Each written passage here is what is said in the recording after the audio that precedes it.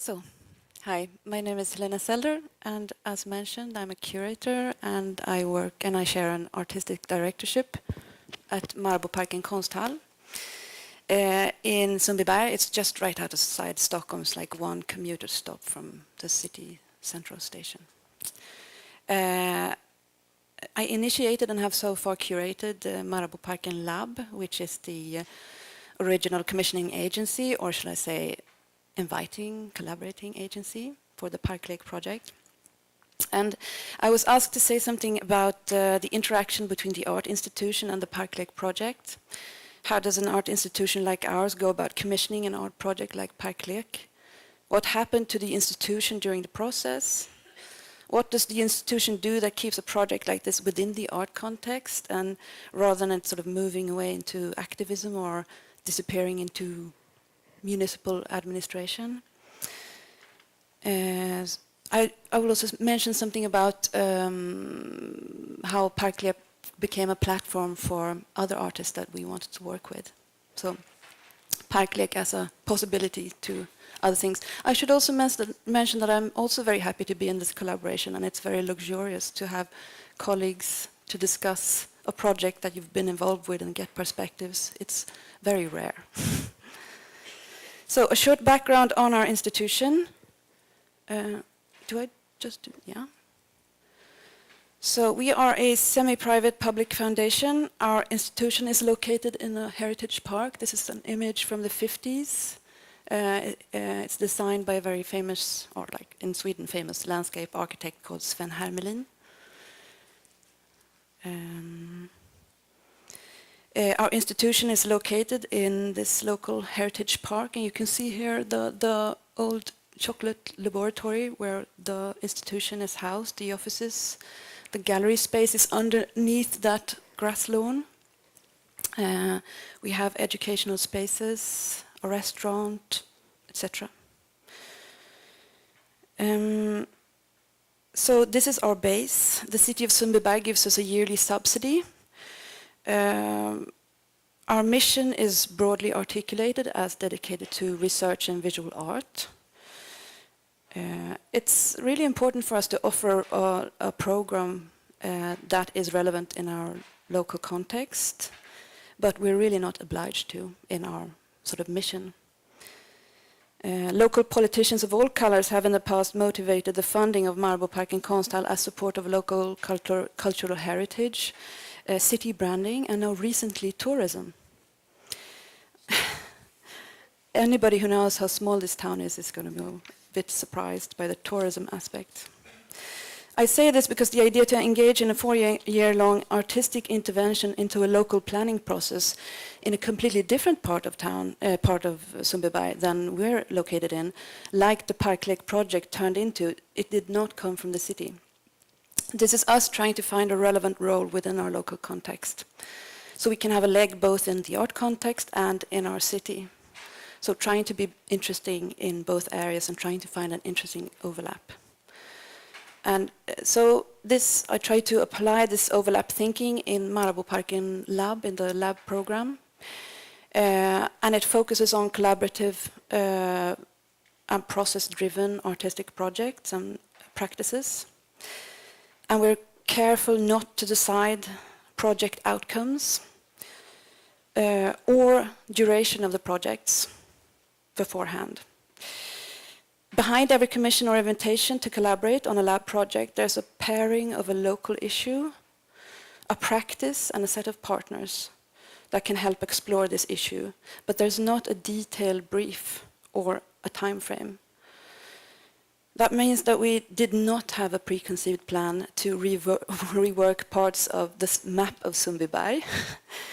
When we invited Kerstin Bergendal, that is a consequence of the process we initiated it. I'm exaggerating now, the map is not reworked, but it's a quite radical project, and we did not sort of frame this in our brief. It was more open than that. I think this is important, though, for getting projects off the ground in an open way. So the lab project developed out of a residency that we ran between 2005 and 2009 in collaboration with a local housing company. although the collaboration gave us budget for commissioning works, studios, and accommodation for the artists, the maneuvering space to propose other ways of working than adding artworks to the property of the local housing company was very limited.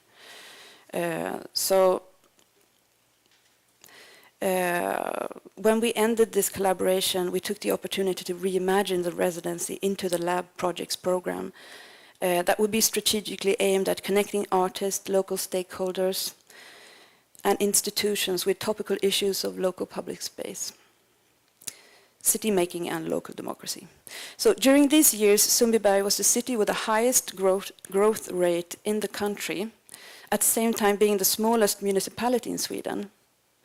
A lot of things were happening in a very small urban area, and on condition that didn't seem entirely strategic or conducive with local democracy. So this is an important backdrop to why the lab program is aimed at fostering meaningful partnerships around art projects within our local context, and that they've so far focused on urban development. And many of today's most interesting art practices revolve around urban issues, so it's clear that artists should be part of the discussion on how cities can grow in a sustainable way, and to address the interaction between planning, building, and social life. So this is again a way of ours articulating a local mission and trying to be relevant to the city in other ways than playing our part in conventional city branding. I mean, we are no doubt part of the city branding, but we're like volunteering to contribute other ideas and values to the brand through the program, rather than being only a cultural heritage park.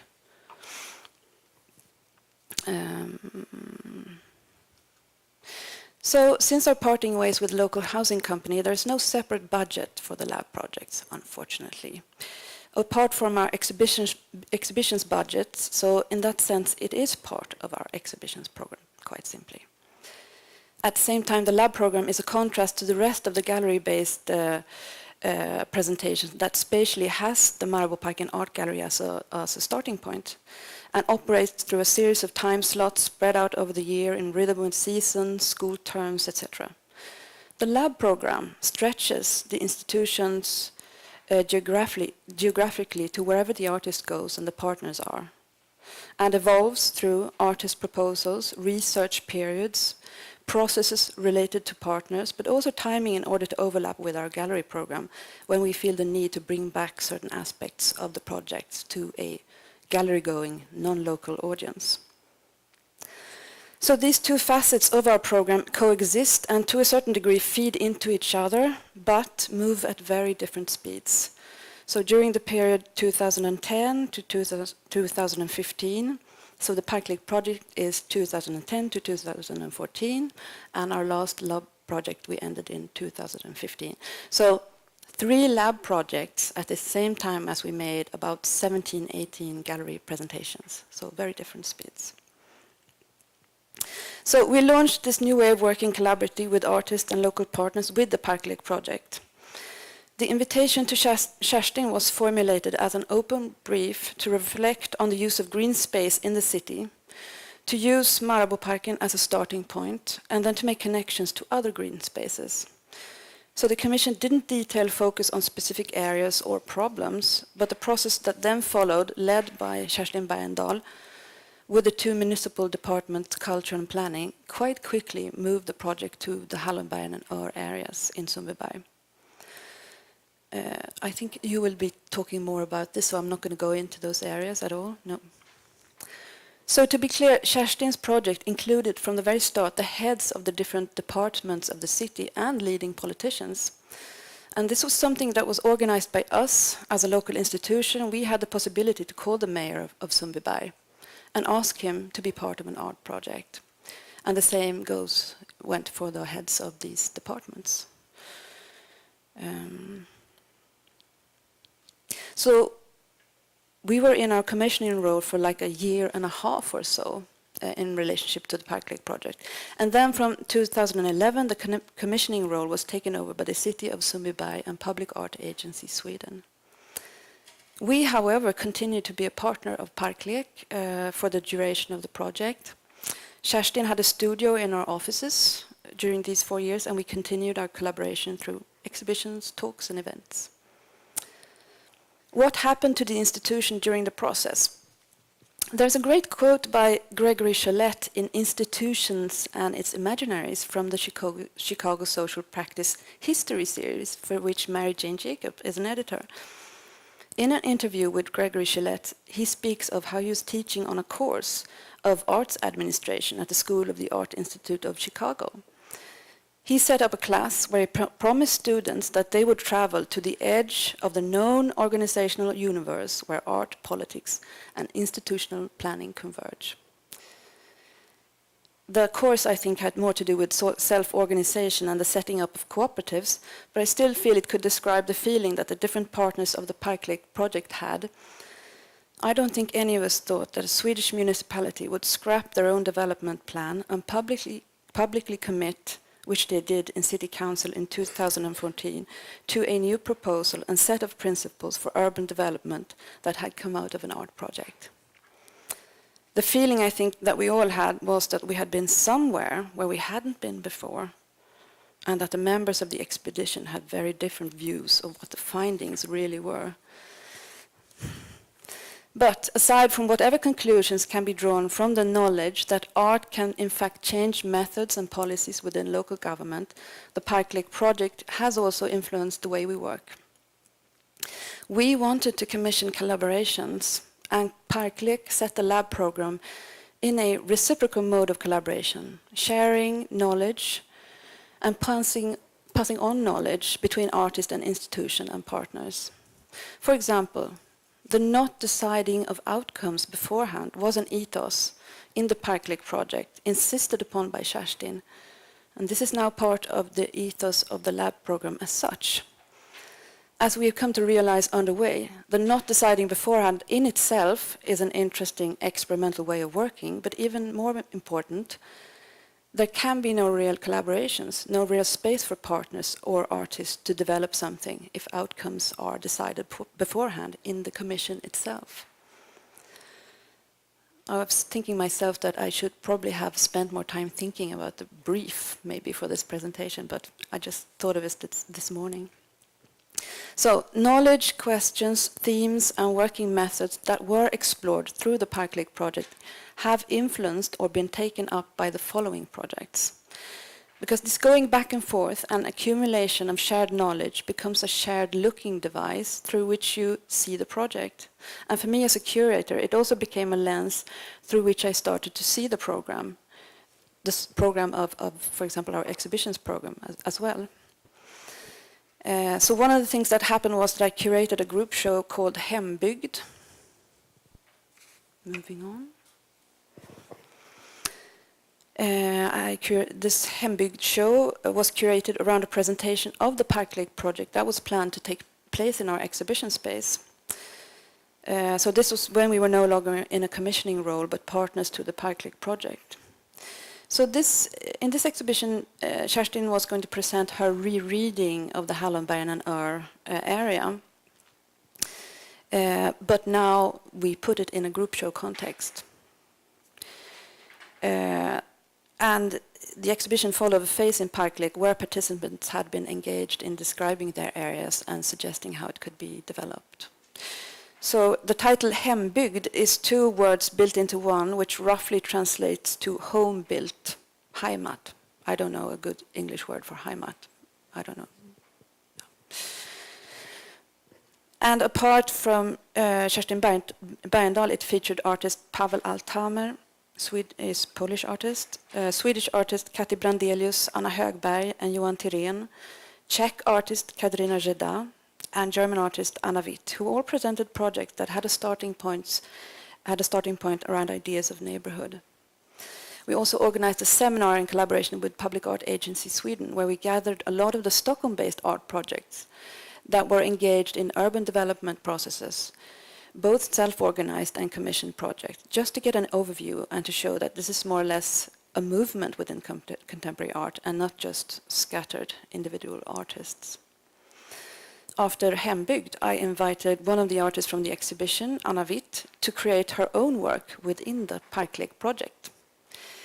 I have to stress here that both of these new art projects were realized in dialogue with Kerstin. and that they came out of this continuous exchange in the project, as I was referring to before. I felt that the work of Anna Witt would support certain aspects of the Park Lek project. In this case, it was one part of Kerstin's work that has to do with developing situations that enable people to speak and create conditions where ideas of non-professionals or non-expert views are seen as valid knowledge. So in urban development processes, it would typically be the residents or stakeholders that are not planners, architects, politicians, civil servants, etc. Anna Witt had developed a practice where she invented different kinds of platforms for people to develop and perform their personal views from. So where Kerstin created new structures, spaces and conditions for professionals and non-professionals to meet and exchange views, Anna devised her work with a public performative element where participants could perform their ideas from any chosen point of view. I think I missed to show some more images of Hebig. So this is the model, big model that was lugged around Sundbyberg and used to gather people around this new proposal, the rereading of Hallonbergen and Ör. And this is the part of the exhibition that is Kerstin's presentation / artwork, and you see a monitor on the wall where she was basically showing all the films she was making with the residents, like on TV in this living room. And this is gathering, so the ring in the floor is the gathering that was used for the events program. And here I think is the point where you introduce the proposal and ask for direct comments from the mayor, or kommunstyrelsens ordförande, as we say in Swedish. We don't use the word mayor anymore. So this is Jonas Nygren, our passionate social democratic leader.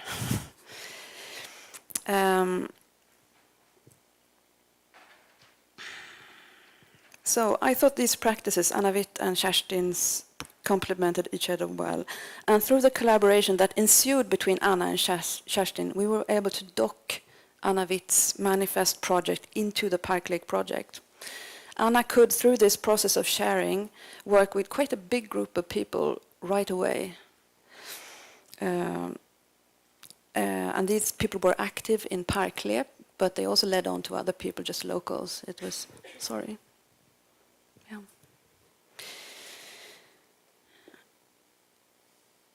So this meant she could use knowledge from the Park Lek project to set up her own project, but also in her turn add knowledge from her project to Park Lek. Participants in Anna Witt's project were asked to articulate visions and thoughts on Hallonbergen and the world beyond, not connected to the redevelopment of the area, in sentences that were then added to a manifest for Hallonbergen. This is one draft. I don't know if you can't really see anything on it, can you? No. It's very different kinds of, I can't quite see anything here, but it's very different visions of Hallonbergen and what people want out of life.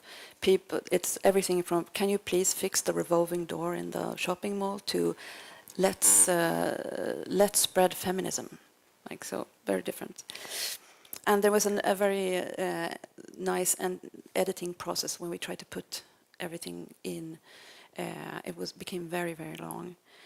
And because Anna wanted to create a parade, the Anything Can Happen parade. And we also did that. And we used these big letters. And I think we were 50 people and had enough letters to spell out sentences in the manifest. We walked around strategically chosen spots in Hallonbergen where people had like an issue they wanted to bring up in a certain spot, and we had this crazy spelling choreography where we rushed around trying to put the sentence together.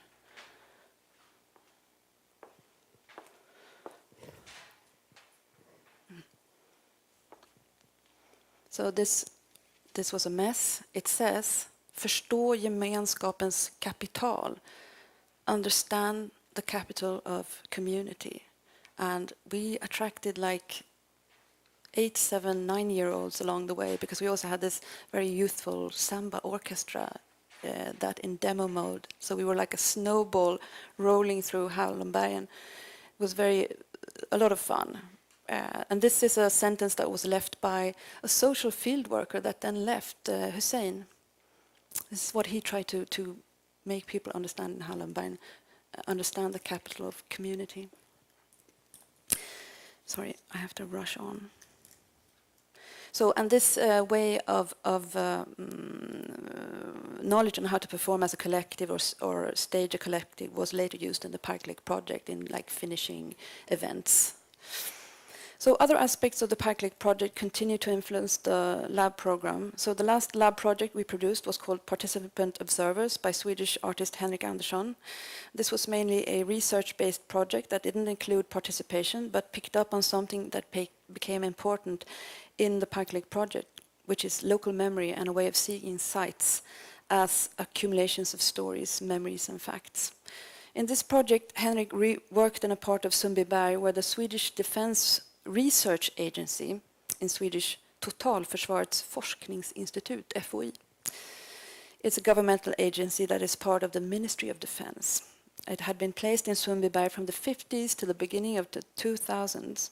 When they moved on, this area was bought and is now being redeveloped into a residential area. And the research facility was pulled down in 2015. So this is a wall painting found underneath a wall when they were making inventory. The property developer was making inventory, and it's like, I'm not quite sure if you can see. It's an image of what they do at this research agency, and it has to do with a lot of different stuff, surveillance and nuclear arms, etc., etc. So apart from having a history of classified research, storing and testing ammunition and explosives, it was also the site where Sweden after World War II ran its nuclear arms program, and the site to which the first protest march against nuclear arms in Scandinavia went. So we're in for a poltergeist scenario in this new suburban family area, I'm afraid. So it was an interesting bit of local memory that we wanted to capture, and Henrik was researching and documenting the site and its history, its architecture, its art collection, and the protest march. We made an exhibition in our gallery space, and we had this wall painting in scale 1:1, big digital image, which is the only thing that is left now of the mural I showed you, and it's a very, I mean, it's a unique image from, Swedish Cold War period, and strangely cute. Yeah. So anyway, another funny thing is that Säpo, the Secret Service, just opened an archive in connection with this exhibition, and Henry could order protocols from this march, and they had sent it out 2 infiltrators to the march who were observing, the participant observers, 2 psychologists who were trying to understand those like sort of social dynamic of the march, because this was a kind of proto-hippie movement, and it's very international. You can see it's Esperanto signs. So, okay, so to wrap this up, the thing, I think, how do we as an art institution keep a project like PARK LEK in the art context? And I think you kind of heard that we include it in our programming, and so that's the contextualization within the art context. But I think it's important that we do keep it within an art context. And for several reasons. I mean, we work with artists, and both the artist and our institution, we need to stay in touch with the discussion in the art field and the level of criticality we have there. It's, the only way of being moving on in a way. And we use the institution to frame these projects within an art context by, as I was saying, staging, contextualizing exhibitions, events and talks. It's also important for us as an institution to show that we don't ascribe different value to the lab project or the gallery-based program. So we try to do that by emphasizing a flow in between the different facets of our program. And it's also a way of opening up to a wider audience, of course. Apart from us needing to be in dialogue with the art field, there's also a very practical side to this that has to do with funding, particularly for the artist, I think. An artist's work needs to be inscribed in an art context to be able to find support for future projects. So, to sum up, Kerstin Bergendal's project, PARK LEK project, has been a platform where we, institution, artists and partners, have been able to use the project as a platform to develop our thinking and engagement in modes of collaboration, participation, research, and extending the remit of the institution. It's also meant that we are now asked to participate in planning processes and art commissions locally and to contribute knowledge about more experimental art practices than perhaps would have been considered before. So we've kind of elbowed our way in. And not least, our local network is a lot bigger now and includes individuals and associations that we probably would never have met otherwise. Thank you.